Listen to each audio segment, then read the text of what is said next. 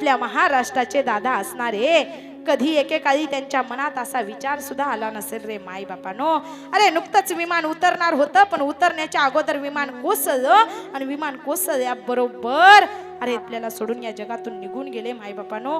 पण ऐका, अजित दादांना या महाराष्ट्राचं दादा का म्हटलं जातं, तर ऐका, दादा ज्यावेळेस विमान कोसळलं दादांसोबत त्यांच्या आपशी असणारी सगळी कागद सुद्धा कोसळली गेली रे माई बापानो. अरे ऐका रे ऐका, ती कागद नव्हती रे माई बापानो. अरे सर्वसामान्य जनतेचा आधार होता, ती गोरगरिबांची स्वप्न होती. अरे गोरगरिबांच्या लेकरांच्या नोकरीची ती कागद होती रे माई बापानो.